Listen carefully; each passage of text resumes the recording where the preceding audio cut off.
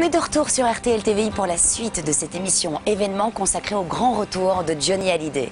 On est toujours ici à Los Angeles où Johnny a décidé de s'installer avec toute sa famille depuis plusieurs années et surtout Johnny signe enfin son grand retour sur le devant de la scène. Hello, hello. Et il est grand temps de laisser la parole à Johnny. Il nous a accordé une interview exclusive et c'est Frédéric Herbet qui a pu s'entretenir avec lui pendant plus de 2 heures. Johnny Hallyday répond enfin à ses détracteurs après avoir gardé le silence pendant de longs mois. Voici une interview sans concession qu'il nous a accordée ici, au Sunset Marquis. Oui, j'ai frôlé la mort, c'est vrai. Vous savez, j'étais dans le coma. Après, je suis tombé dans une déprime. J'ai fait un coup de balai, je me suis débarrassé de tous ces gens qui, pour moi, étaient des gens néfastes. Johnny Hallyday, bonjour. Bonjour. Merci de nous accueillir à Los Angeles, près de chez vous. Oui, pas loin. On est au Sunset Marquis ici. C'est un endroit que vous connaissez? C'est un endroit que je connais bien. Avant d'avoir une maison, je vivais souvent ici. C'est un petit peu un endroit mythique ici, parce que tous les chanteurs de rock'n'roll viennent un peu ici, les Stones, les Beatles. Johnny Hallyday, lorsque vous aviez annoncé à Saint-Étienne que la tournée 2009 serait la dernière, vous en étiez convaincu, je pense, à 100%. Est-ce que cela correspondait à la raison ou à un désir véritable? Non, c'était décisif. J'avais décidé d'arrêter, en tout cas, pas de chanter, hein, ni de détracteur, mais de faire des tournées. Je fais des tournées depuis que j'ai 15 ans, et que bon, j'ai fait le tour. Et puis j'étais un peu lassé, quoi, de faire des tournées, d'être dans des hôtels tout le temps et tout. Puis maintenant j'ai des petites filles, etc. J'étais lassé. J'étais avec une équipe de gens avec qui je travaille depuis longtemps, qui m'avaient lassé également parce qu'ils avaient une façon de travailler qui était un peu à l'ancienne, qui n'avait pas de renouveau. J'étais un peu lassé de tout ça. Vous allez bien ce soir? Tant mieux, parce que moi aussi. Et puis après, j'ai eu cette opération qui a été ratée, qui a mal tourné. Est-il vrai, comme on a pu l'entendre ou le lire, que vous avez frôlé la mort? Oui, j'ai frôlé la mort, c'est vrai. Oui, j'ai frôlé la mort. Comme vous savez, j'étais dans le coma. Ma femme m'a amené au Sinai Hospital ici. J'étais dans un état critique. Il a fallu qu'elle choisisse un docteur au hasard. Elle en a choisi un qui lui a inspiré confiance. Il lui avait demandé de faire une décharge, comme quoi, si ça se passait mal, de me débrancher, parce que j'étais branché pendant mon coma, ce qu'elle a refusé de faire. Et finalement, bon, quelque part, elle m'a sauvé la vie, ainsi que le chirurgien qui m'a réopéré de mon opération ratée en France. Après, je suis tombé dans une déprime totale, et ça m'a duré plusieurs mois. Et ma femme ne savait plus comment faire. Mes enfants, ils me sautaient sur les genoux, ils essayaient de me faire rire, j'avais plus de goût à rien. Et puis, et en plus, j'avais perdu ma voix. Ils m'avaient intubé pendant mon coma, et j'avais perdu ma voix. Donc, quand je me suis réveillé, j'ai été traumatisé par ça. Pendant plusieurs mois, je voulais voir personne. Je me suis dit, je pourrais plus jamais chanter et tout. J'étais dans le trou. Et ma femme, petit à petit, avec mes petites filles, m'ont remonté le moral, m'ont donné confiance en moi. S'il n'avait pas été là, j'aurais pu sombrer. Et puis là, c'est revenu petit à petit. Puis après, j'ai commencé à me dire, mais je peux pas arrêter de faire ce métier. Je n'ai pas fini cette tournée. Tout ça pour moi, c'est une chose exceptionnelle que je n'oublierai jamais. Et pour ça, moi je veux vous graver dans ma vie. Et c'est là mon goût de la scène qui est revenu aussi, mon goût d'avoir envie de faire ce que je sais faire de mieux finalement, c'est d'être sur scène. Est-il vrai qu'après cette période difficile, vous avez fait le ménage dans votre entourage? Oui, c'est vrai. Je me suis rendu compte que beaucoup de gens qui m'entouraient travaillaient pas pour moi, mais travaillaient pour leurs intérêts à eux. Pas toujours bénéfique pour moi, alors que c'était des gens que j'employais. J'ai fait un coup de balai, je me suis débarrassé de tous ces gens qui pour moi étaient des gens néfastes. Donc je travaille avec une nouvelle équipe, et avec la nouvelle équipe, une équipe plus jeune que celle d'avant. Et ça m'a boosté en tout cas pour faire le métier que j'aime après tout. J'ai toujours fui la nuit, celle de ma solitude. C'est pas toi qui me nuis, mais tes attitudes. Quelle est la réelle influence de votre femme Laetitia sur un plan strictement professionnel? Laetitia, elle est comme toutes les femmes mariées à un homme qui fait un métier, que ce soit avocat, que ce soit peintre, que ce soit écrivain, chanteur, acteur. Bon, quand j'ai un projet, je veux faire quelque chose, on en parle ensemble. Je lui dis comment tu trouves ça? Est-ce que tu aimes bien cette chanson? Tu aimes bien ce livre? Bon, elle me donne son avis comme un couple, quoi, comme on fait tous, voilà. Les décisions, c'est moi qui les prends. Quel est votre attachement précis, justement, par rapport à la Belgique? Moi, c'est vrai que quand je chante en Belgique, je me sens un petit peu chez moi, parce que j'ai quand même, malgré moi, j'ai quand même les origines belges. Moi, j'ai un père belge. J'avais envie de retrouver un petit peu mes origines. Ça m'aurait fait plaisir de devenir citoyen belge. Ça ne s'est pas fait, c'est pas grave. Mon cœur est toujours à moitié belge et je suis toujours heureux de revenir en Belgique. Bonsoir, Bruxelles.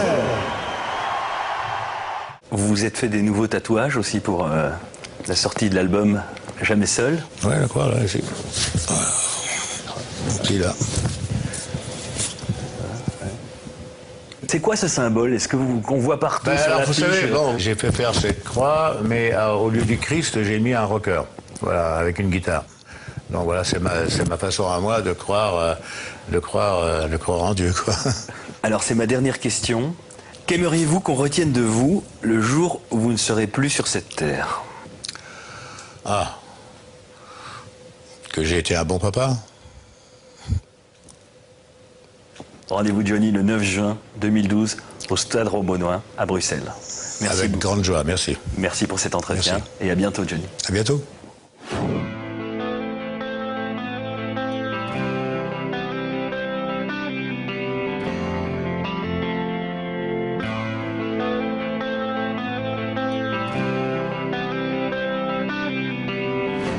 À 67 ans, un an après sa terrible opération, Johnny Hallyday revient sur le devant de la scène plus en forme que jamais. Un retour très attendu qu'il a préparé avec le chanteur M, le fils de Louis Chédid. Et ils se sont enfermés ici, à Los Angeles, dans un studio pour réaliser Jamais Seul. Jamais, non jamais seul. Issu de deux générations différentes, comment a-t-il fait pour travailler main dans la main? Comment Johnny a-t-il préparé ses retrouvailles avec son public? Nouveau son, nouveau style? Ce nouvel album pourra-t-il séduire les fans de la première heure? Tentative de réponse. J'ai toujours fui la nuit, celle de ma solitude. Jamais Seul marque donc le retour dans les bacs de Johnny Hallyday. Un album moderne réalisé en un temps record, mais également un vrai changement de cap imaginé par Mathieu Chédid, le fils de Louis. À 39 ans, ce chanteur fantasque et compositeur brillant, plus connu sous le pseudonyme M, a réellement tapé dans l'œil du rocker. Et après Vanessa Paradis, c'est donc Johnny qui a eu la chance de pouvoir s'offrir les services de Mathieu. J'ai amené M, Mathieu Chédid, à faire la musique, à refaire de la musique dans l'esprit de Jimi Hendrix, Jimmy Page, sont des gens avec qui, des guitaristes, des guitar-héros avec qui j'ai déjà travaillé. Et Mathieu, je l'ai amené à cette musique, mais c'est un guitariste, Mathieu c'est un guitariste qui a le potentiel, qui a le talent de s'adapter et de pouvoir jouer, comme à l'époque tous les guitaristes que nous avons aimés. Seul au milieu de tous. Entre Johnny et Mathieu Chédid, 30 ans de différence, mais une même passion pour la musique et surtout un amour de la guitare qui les a conduits tout naturellement à se rencontrer. Il y a 3 ans, j'avais commencé une tournée où je chantais au Palais des Sports. Il est venu me voir avec Guillaume Canet, qui est un ami à moi. Et on est resté tard, après le spectacle dans ma loge, on avait pris les guitares, on a commencé à jouer ensemble. Et je me suis dit, tiens quand même, Mathieu joue du blues, pas du tout comme ce qu'il fait sur scène. C'est-à-dire qu'il était capable de jouer à la Hendrix. Et c'est ce qui m'a donné l'idée de lui demander plus tard de faire l'album. Enfermé pendant 3 semaines dans les studios Ocean, dans la banlieue de Los Angeles, avec un batteur et un guitariste, il souhaitait créer un véritable esprit de groupe. Un pari clairement réussi à l'écoute de l'album. Des conditions quasi artisanales, très loin des productions ultra calibrées auxquelles Johnny était habitué. Une manière de travailler qui confère finalement à Jamais Seul cette sonorité si particulière. Seul. les racines, le blues, etc., mais avec un son très moderne. C'est la marque de fabrique de Mathieu Chédid. Il ne faut pas oublier que Mathieu, c'est un garçon qui est, je l'ai souvent dit, on en a souvent parlé, mais c'est quelqu'un qui est une véritable éponge. Mathieu, c'est quelqu'un qui s'est imprégné de toute la musique des années 60 et 70, mais quand je dis toute, c'est quelqu'un qui connaît Carlos Santana, Jimi Hendrix, Led Zeppelin, U2 sur le bout des doigts, et qui refont tout ça, qui ressort. C'est pour ça qu'on a l'impression, quand on entend, il y a des titres sur l'album, on se dit c'est très blues, c'est très roots, c'est très même folk aussi à la limite, mais c'est de la musique dans l'absolu qui se faisait il y a 30 ans. Au final, ce nouvel opus de Johnny est une vraie réussite, puisqu'on y retrouve l'artiste au meilleur de sa forme. C'est un bel album de Johnny et on est presque tenté de dire que c'est enfin un très bon album de Johnny. J'irai même plus loin.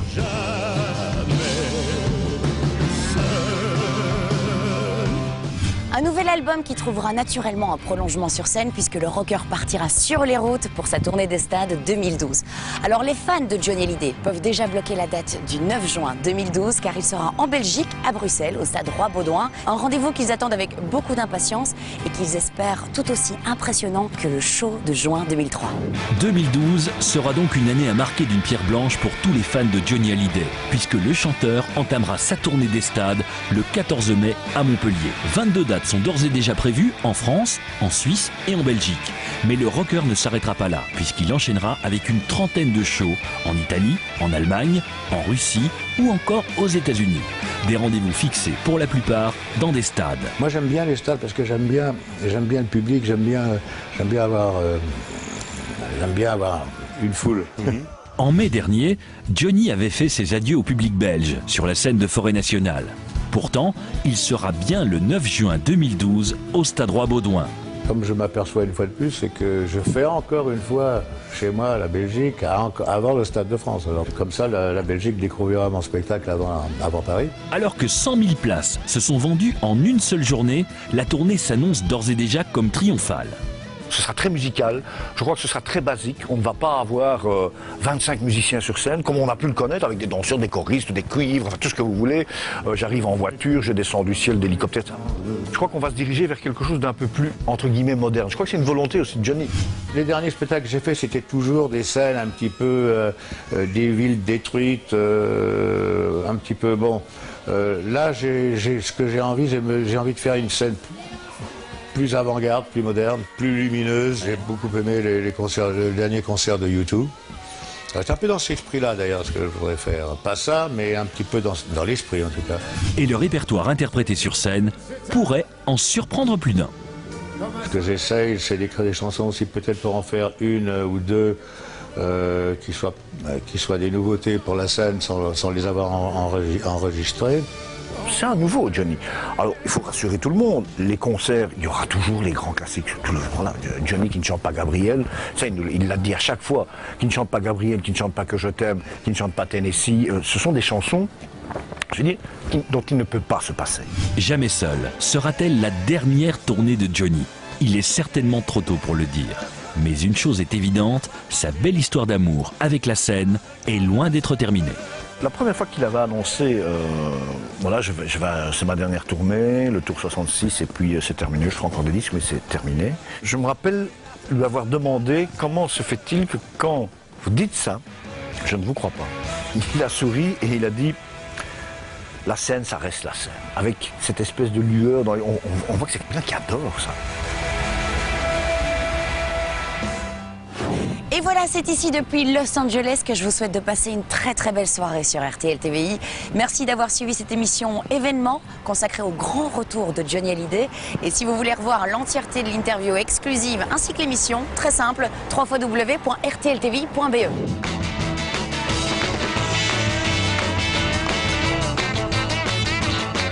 Et si vous êtes fan du rocker, écoutez toute la semaine prochaine Belle RTL car il y aura une émission spéciale qui élira le plus grand fan belge de Johnny Hallyday.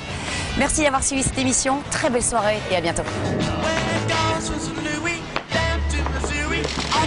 Hello, hello. Have a good day. Thank you.